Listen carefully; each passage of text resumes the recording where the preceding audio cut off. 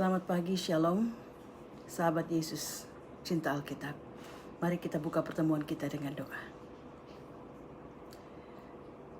Bapa, Engkau Allah yang baik, Engkau Allah yang kudus, Engkau yang layak kami sembah, kami muliakan, kami tinggikan. Di dalam nama Tuhan Yesus, Tuhan kami, yang sudah menyediakan keselamatan bagi kami. Terima kasih untuk Roh Kudus-Mu yang sudah Engkau sediakan buat kami, menemani kami, memproteksi kami, dan juga memberikan hikmat bagi kami. Terima kasih untuk hari ini. Kami mau dengar firman Tuhan. Buka hati dan telinga kami. Di dalam nama Tuhan Yesus. Amin. Puji Tuhan. Kita dengarkan satu pujian.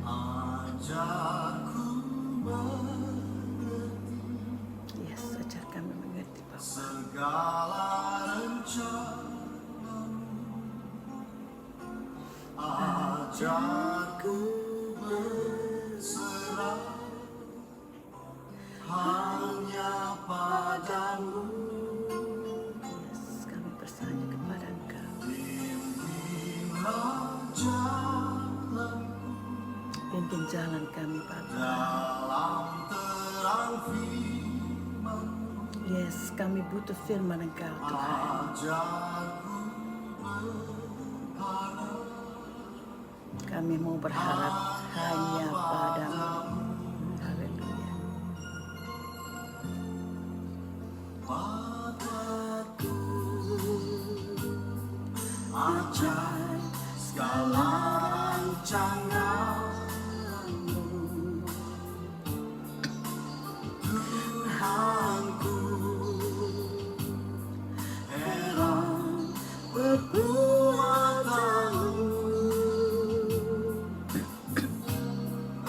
Engkau sanggup mengadakan segala yang ku perlukan menurut kehendak-Mu. Berjadilah,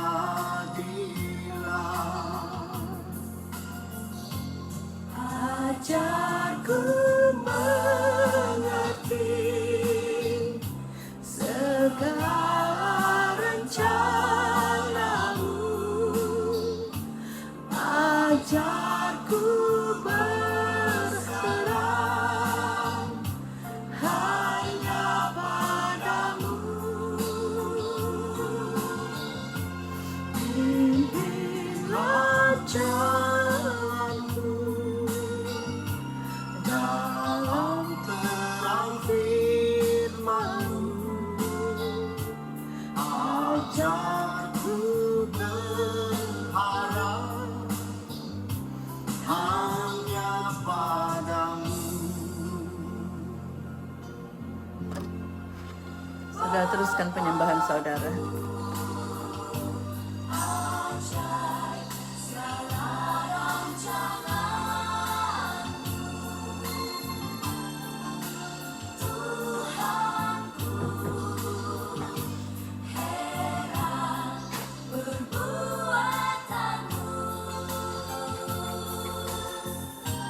Engkau sanggup mengadakan segala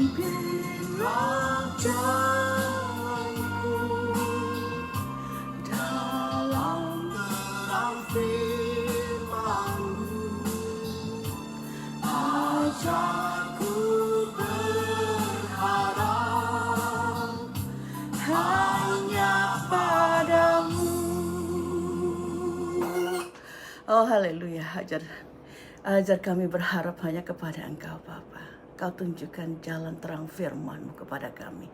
Karena itu kami mau baca firman Tuhan setiap hari. Supaya jalan hidup kami semakin terang. Kami tahu kebenaran firman Tuhan. Haleluya. Saudara, pembacaan hari ini kita masuk dalam perjanjian baru. Kita teruskan di perjanjian baru di Matius pasal 7 ayat 24 sampai 29. Dan kita teruskan dengan Matius 8 ayat 1 sampai 4. Mulai hari ini, udah beberapa hari yang lalu kita langsung bahas dan baca dan sekalian bahas ya. Jadi saudara siapkan Alkitab saudara. Ayat 24. Dua macam dasar. Setiap orang yang mendengar perkataanku ini dan melakukannya, ia sama dengan orang yang bijaksana, yang mendirikan rumahnya di atas batu.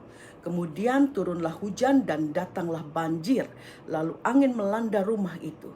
Tetapi rumah itu tidak roboh sebab didirikan di atas batu. Tetapi setiap orang yang mendengar perkataanku ini dan tidak melakukannya, ia sama dengan orang yang bodoh, yang mendirikan rumahnya di atas pasir.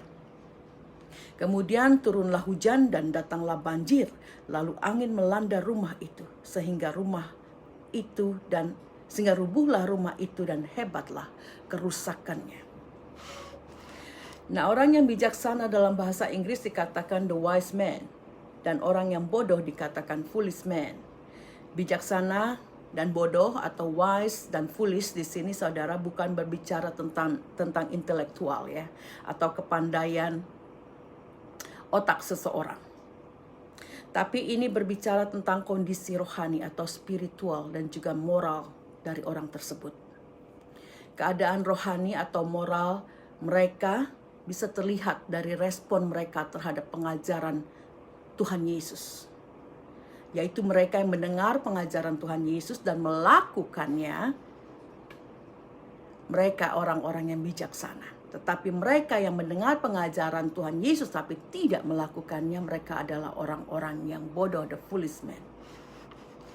Hujan, banjir, dan angin adalah simbol dari berbagai pencobaan saudara. Orang yang sungguh kuat di dalam Tuhan, yang mendengar firman Tuhan dan melakukannya, yang menjadikan imannya kokoh, ia atau mereka akan tahan dalam segala goncangan, cobaan. Nah, apakah kita sudah sungguh di dalam Tuhan? Ketika kita sudah sungguh di dalam Tuhan, kita akan terbebas dari segala goncangan dan cobaan. Seperti sakit penyakit ya, atau kekurangan, kemiskinan, keterikatan, itu segala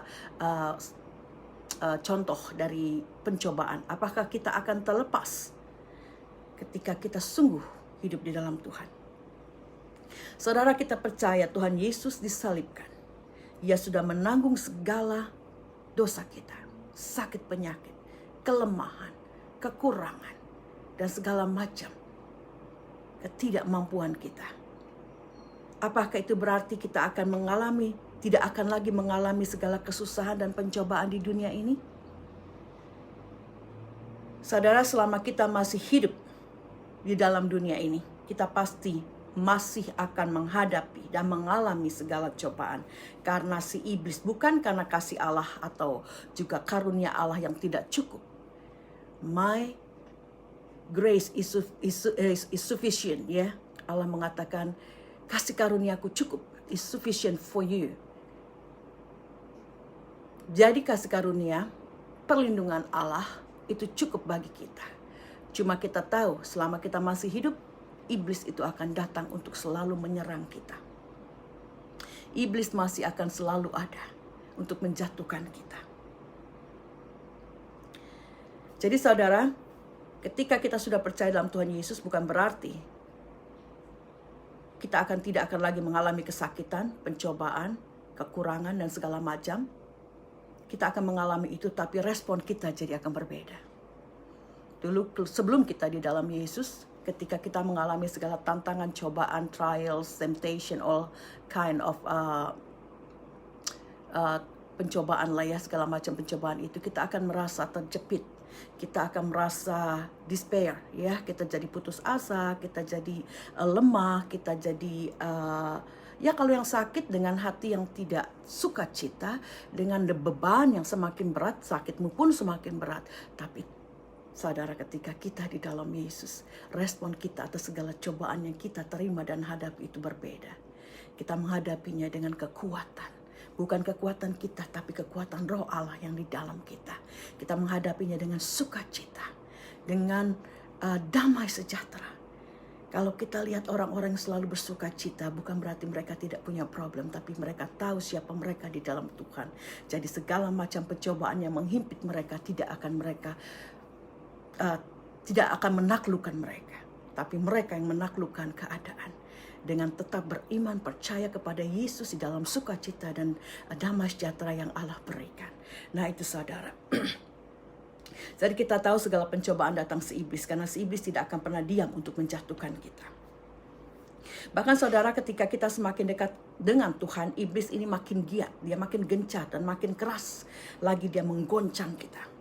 Seperti hujan, banjir dan hujan dan storm ya, the flood atau banjir itu, dia akan semakin deras melanda rumah kita. Kalau rumah itu kokoh dibangun di atas batu, dikatakan rumah itu akan tetap berdiri.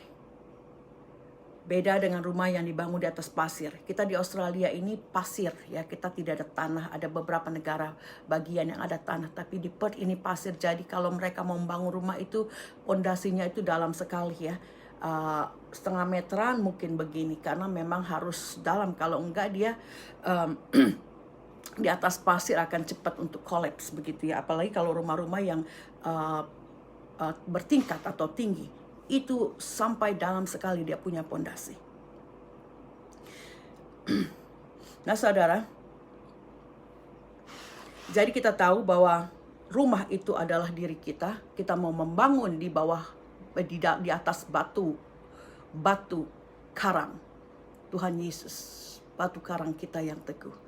Jadi bangun rumah kita, iman kita, kepercayaan kita, hidup kita di dalam Yesus. Kalau kita bangun kehidupan kita di dalam Tuhan Yesus Kristus, di dalam firman-Nya, saya percaya iman kita akan kokoh terhadap segala goncangan. Nothing will shake us and bring us down. Saya percaya itu. Tidak akan ada yang mampu menggoncangkan kita dan merubuhkan kita. Seharusnya ketika iblis makin gencar, saudara, dan makin keras menggoyangkan kehidupan kita, kita juga akan semakin erat berpegang pada kebenaran firman Tuhan. Untuk sementara, sepertinya iman kita itu tidak berfungsi atau iblis itu yang menang, karena dia goncangan itu semakin keras begitu. Rasanya doa kita, puasa kita itu kok tidak mempan begitu ya. Tapi setelah angin ribut itu berlalu, kita akan melihat indahnya laut dan langit yang biru dan pelangi yang indah. Jadi jangan engkau putus asa dan berhenti. Ketika goncangan itu semakin keras, engkau juga semakin keras berpegang pada kebenaran firman Tuhan, pada janji-janji Tuhan. Dan ketika itu berlalu, angin tofan badai itu berlalu, kita akan melihat kemuliaan Tuhan. Oh puji Tuhan saudara.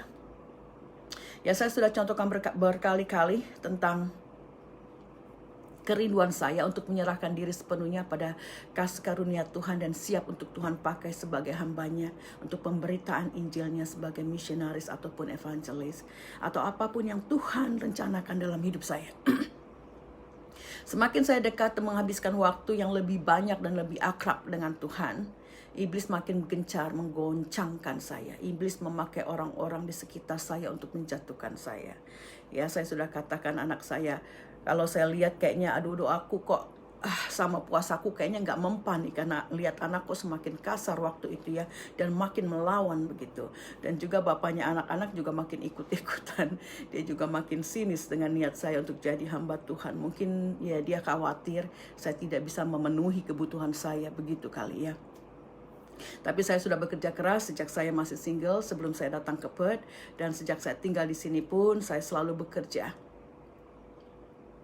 Tapi dengan sekarang ini dengan Bible College yang udah menghabiskan waktu saya setengah hari dari Monday to Friday, juga pelayanan saya, urus anak kos, dan juga melakukan pekerjaan rumah dan juga kebun saya ya. Saya punya kebun yang cukup luas dengan tanam-tanaman yang saya sukai, pohon-pohon buah, pohon-pohon bunga begitu. Saya suka dengan tanaman itu hijau, berwarna-warni, memberikan hati itu teduh juga.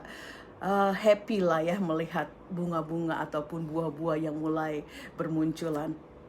Nah, dengan kesibukan saya seperti ini, jadi saya sudah tidak mampu lagi. Jadi saya waktu itu bekerja 2 bulan lalu saya berhenti karena saya tidak mampu. Saudara, dari jam 5 pagi misalnya saya bangun sampai jam 10 malam, sampai saya tidak ada waktu untuk mempelajari firman Tuhan. Jadi saya mempelajarinya malam, dan malam itu sampai jam 12 saya harus bangun jam 5, bikin saya pusing terus gitu ya, tidak cukup istirahat. Nah, jadi saya tidak lagi bekerja, tapi puji Tuhan, Tuhan memberikan anak-anak kos yang menjadi penghasilan buat saya. Jadi saya tidak perlu khawatir, dan saya tidak pernah khawatir untuk untuk provisi dari Allah, untuk segala kebutuhan yang pasti Allah penuhi, saya percaya itu. Nah itu saudara, jadi iblis semakin gencar, sepertinya tidak ada harapan atau bagaimana ya saya melihat anak saya. Tapi pada suatu 2 minggu lalu saya mengambil satu komitmen. Tuhan, saya percaya saya akan berpuasa penuh dalam minggu ini, dan saya percaya di end of this week, akhir dari minggu ini saya akan melihat satu mukjizat terjadi.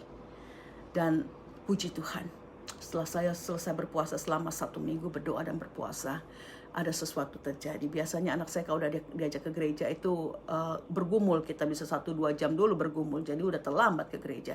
Nah ini dia mau ke gereja dan dia terusnya ikut the youth ya, grupnya youth, anak-anak muda, dan ternyata dia enjoy, dia bilang dia suka. Oh puji Tuhan, suatu the next step lah ya, doors already open. Jadi pintu sudah terbuka, dia mulai membuka hati, mulai masuk dalam suatu persekutuan dengan saudara-saudara seimannya.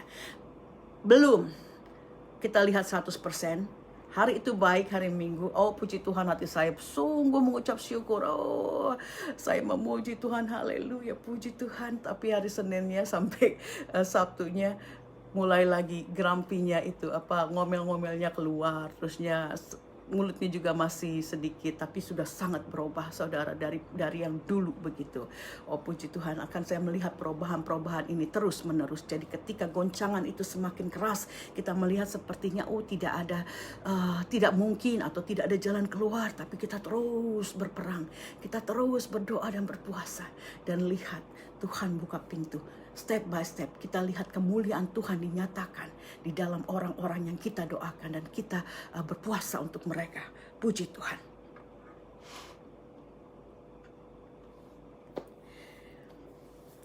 Nah saudara, itu salah satu contoh. Jadi kalau saya mengatakan saudara, ketika kita beriman kepada Yesus dan rohnya hidup di dalam kita, maka kita akan hidup berkemenangan ya. Menang dalam sakit penyakit, dari kemiskinan, dari segala macam pencobaan. Tapi kita dimenangkan oleh karena kasih karunia Tuhan semata-mata.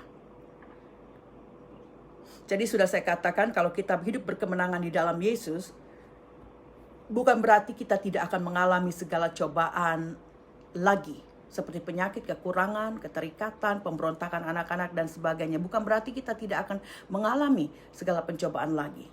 Tapi kita akan diberikan jalan keluar. Sudah saya saksikan. Dan kita akan diberikan kekuatan dan hikmat. Sementara kita menunggu jawaban doa kita datang. Ada hikmat daripada Tuhan.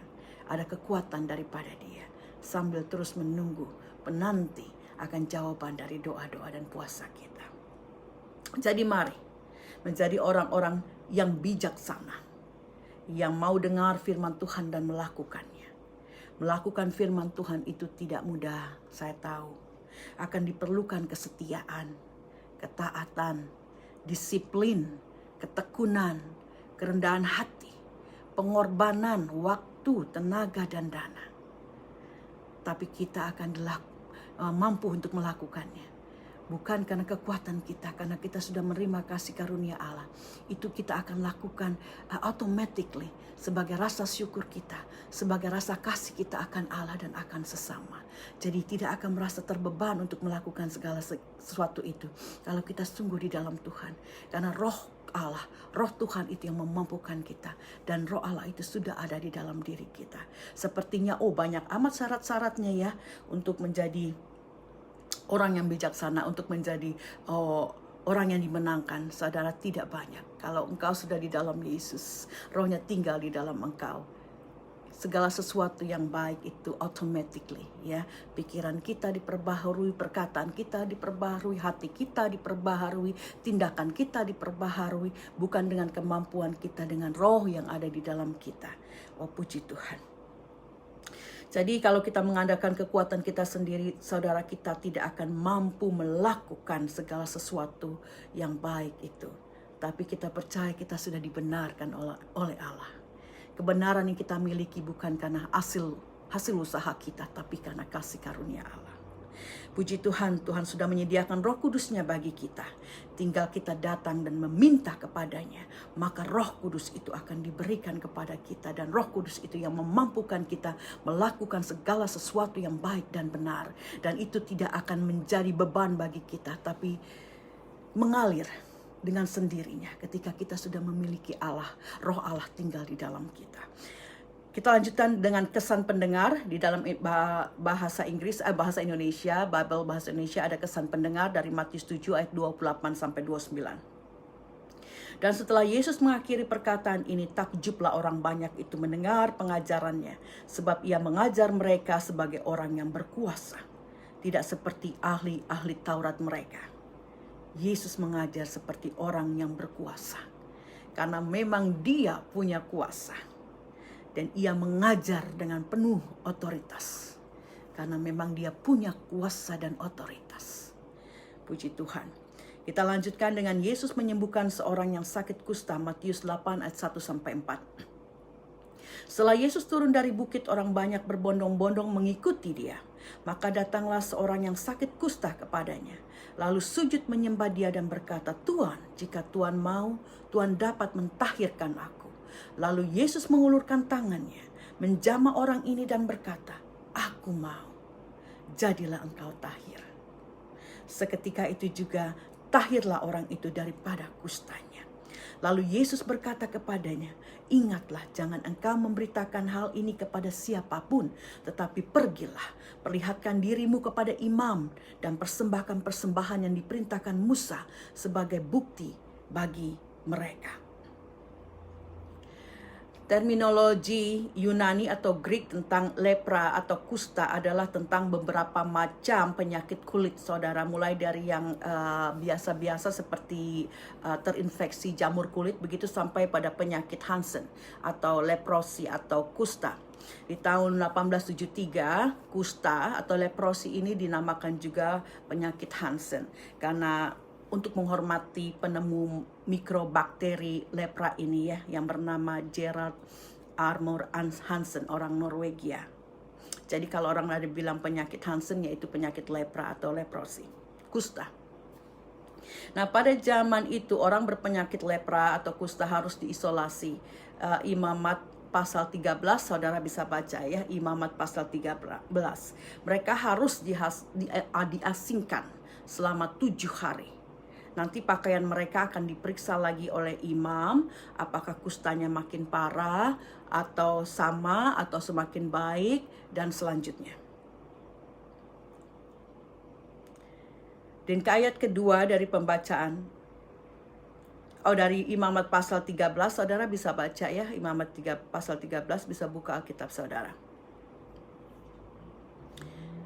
Kita teruskan tadi Yesus. Ayat kedua, maka datanglah seorang sakit kusta kepadanya. Di ayat kedua, orang kusta ini sujud menyembah kepada Yesus dan memanggil Tuhan Yesus dengan Lord.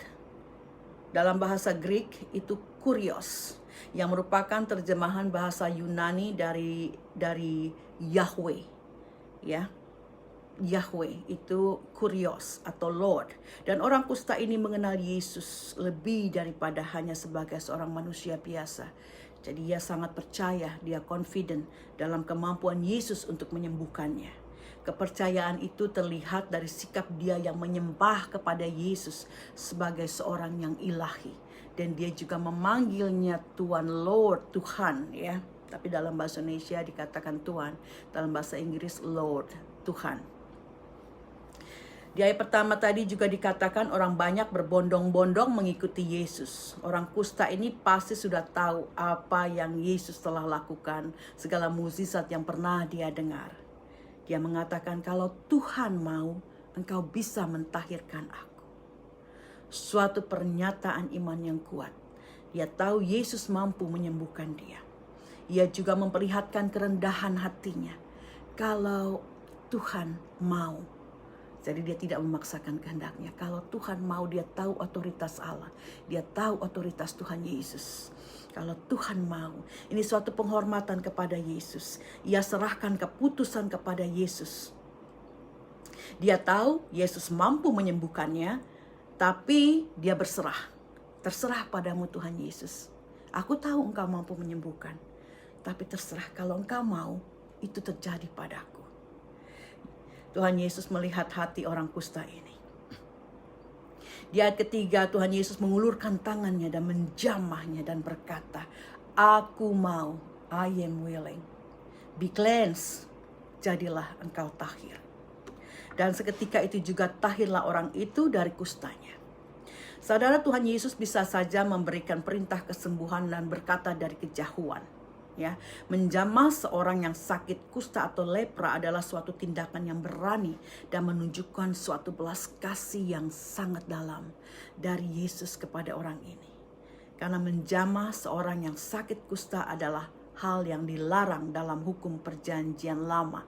Jangan menjamah bangkai atau orang-orang yang tercemar seperti itu. Salah satunya orang berpenyakit kusta. Itu dalam perjanjian lama. Ya, dikatakan najis untuk menjamah orang seperti itu, ataupun menjamah bangkai-bangkai atau sesuatu yang mereka sebut najis. Tetapi Tuhan Yesus melakukannya. Tuhan Yesus bisa saja dia dari kerumunan orang, dia melihat iman orang ini, dan dia berteriak-teriak dari jauh, dan juga Tuhan Yesus bisa, aku willing, ya, I'm willing. Aku mau sembuh, bisa juga. Tetapi Tuhan Yesus mendekati dan menjamah. Oh, puji Tuhan. Di ayat keempat, Tuhan Yesus melarang orang ini untuk tidak menceritakan mukjizat kesembuhan itu kepada siapapun. Tapi orang itu harus memperlihatkan dirinya kepada imam dan mempersembahkan persembahan yang diperintahkan Musa sebagai bukti atas bukti atau kesaksian bagi mereka, bagi imam-imam, yaitu supaya mereka bisa melihat apakah dia sudah benar-benar tahir atau bukan. Jadi begitu, mempersembahkan diri, memperlihatkan diri kepada imam. Apa persembahan yang diperintahkan Musa itu, saudara? Dalam Imamat 14 ayat 2-4 mengatakan, inilah yang harus menjadi hukum tentang orang yang sakit kusta pada hari pentahirannya. Ia harus dibawa kepada imam. Ya, Tuhan Yesus menyuruh orang ini datang kepada imam karena ini merupakan hukum tentang orang yang sakit kusta dan disembuhkan pada hari pentahirannya. Jadi Tuhan melakukan apa yang dikatakan di dalam kitab perjanjian lama. Dan imam harus pergi keluar perkemahan. Kalau menurut pemeriksaan imam, penyakit kusta itu telah sembuh daripadanya. Jadi juga untuk imam ini mengecek apakah penyakit kusta ini sudah benar-benar sembuh atau bukan. Karena itu dia harus pergi, dikatakan. Maka pergi memperlihatkan dirinya kepada imam. Ayat keempat, maka imam harus memerintahkan supaya bagi orang yang akan ditahirkan itu diambil 2 ekor burung yang hidup dan yang tidak haram. Juga kayu aras, kain kemirsi, kain yang berwarna merah, dan hisop, semacam tumbuhan kecil yang rantingnya dipakai sebagai alat pemercik dalam upacara pembersihan atau penyucian. Ya, hisop, tanaman kecil yang cangkrang-cangkrangnya kecil gitu, dia bisa dipakai buat celupin ke air buat mercik-mercik dalam upacara pembersihan atau penyucian. Dan pada hari yang ke-8, ia harus mengambil 2 ekor domba jantan yang tidak bercela dan 1 ekor domba betina berumur 1 tahun yang tidak bercela, dan 3/10 eva tepung yang terbaik diolah dengan minyak sebagai korban sajian, serta 1 log minyak. Nah, itu sebagai referensi saja ya, apa yang harus dilakukan dari orang kusta yang sudah sembuh. Dia harus mempersembahkan, Tuhan Yesus mengatakan untuk mempersembahkan persembahan yang diperintahkan Musa. Apa sih persembahan yang diperintahkan Musa? Sudah saya bacakan tadi dari Imamat 14 ayat 2 sampai 4, saudara bisa baca. Segala macam sudah saya sebutkan yang harus dia bawa. Nah, mengapa Yesus mengatakan kepada orang kusta yang disembuhkan ini untuk tidak menceritakan kepada siapapun? Ada beberapa kemungkinan, saudara. Yang pertama, mungkin Tuhan Yesus tidak mau menarik terlalu banyak perhatian orang. Keberadaannya sebagai Mesias itu tidak mau diekspos terlalu dini dalam ministrinya, dalam pelayanannya, untuk diketahui oleh orang banyak. Yang mungkin kalau itu sampai terjadi akan membuat revolusi melawan kekuasaan orang Roma. Karena bagi orang Israel, mereka mengharapkan seorang Mesias itu sebagai seorang raja. Dan seorang raja ini yang mereka nanti-nantikan akan melakukan perlawanan kepada kekuasaan Romawi yang menjajah mereka. Itu yang mereka harapkan. Dan Tuhan Yesus tidak mau memproklamirkan dirinya terlalu early bahwa dia adalah raja. Tapi raja ini tidak dimengerti oleh orang Israel. Ya, raja sebagai Mesias ini pengertian di orang Israel ada raja yang akan berperang bagi mereka melawan kerajaan Romawi. Tapi Yesus bukan demikian. Misi Tuhan Yesus yang kedua bukanlah untuk mengalahkan Romawi. Misinya adalah untuk mati bagi dosa manusia. Tuhan Yesus meminta orang yang disembuhkannya untuk tidak menyebarluaskan kuasanya. Mungkin untuk menjaga misinya berjalan seperti rencana Allah. Kalau sampai dia terlalu banyak bercerita, makin orang banyak, rencana Allah mungkin akan terhalang sedikit atau menjadi terlalu dini bagi dia. Karena itu Tuhan Yesus untuk mengajak dia dan menyuruh dia, jangan sebarkan berita ini karena belum waktunya. Dan alasan lain mungkin untuk menjaga orang-orang yang mengikutinya untuk tidak terlalu banyak atau besar yang akan membuat dia kewalahan dan kelelahan. Kita dikatakan di ayat pertama tadi, orang berbondong-bondong mengikuti Tuhan Yesus. Dan ketika mereka mengikuti Tuhan Yesus, bukan saja mereka cuma mau mendengar pengajarannya, tapi banyak orang yang mau disembuhkan. Dan itu akan melelahkan ya. Tuhan Yesus juga perlu istirahat, saudara. Karena itu dia sering ketika dia lelah, dia menyendiri, dia berdoa, dia charging his battery, ya, mencas baterainya, yaitu mengadakan hubungan pribadi dengan Allah. Kita juga, saudara, dalam kehidupan kita ini terlalu melelahkan. Banyak yang harus kita lakukan. Engkau bangun jam 5 pagi, tidur jam 10 malam.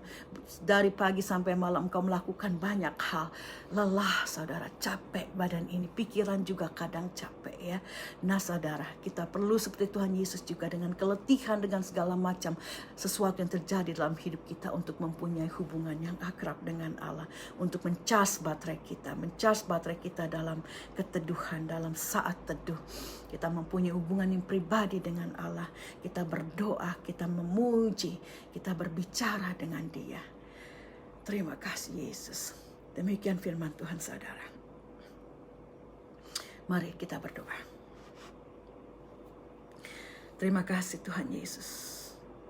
Terima kasih. Terima kasih. Engkau mampu menyembuhkan. Kami percayakan kuasa dan otoritas-Mu. Seperti orang kusta ini yang percaya dan tahu siapa Engkau. Bapa, karena itu kami berdoa di dalam nama Tuhan Yesus. Kami meminta Bapa, di dalam nama anak-Mu yang kudus, di dalam Roh-Mu yang sudah memberikan otoritas dan kuasa kepada kami untuk memperkatakan yang baik dan benar itu. Kami perkatakan kesembuhan untuk teman-teman kami saat ini. Tuhan, untuk Tini, Bapa, dan juga untuk Yasinta, di dalam nama Tuhan Yesus kami percaya aliran kesembuhan ada pada mereka. Engkau melihat mereka, Engkau mengasihi mereka. Kami mengasihi mereka, tapi Engkau Bapa lebih mengasihi saudara-saudari kami ini. Kau kuatkan tubuhnya Bapa. Mereka boleh berdiri dan berjalan lepas dari stroke-nya. Kami percaya mereka boleh berbicara lagi. Tidak ada yang mustahil bagi Engkau Bapa. Kami berdoa dari sini. Kuasa Allah tidak terbatas oleh waktu dan ruang. Kami berdoa dari sini. Kami percaya mukjizat boleh terjadi di Indonesia ataupun dimanapun berada.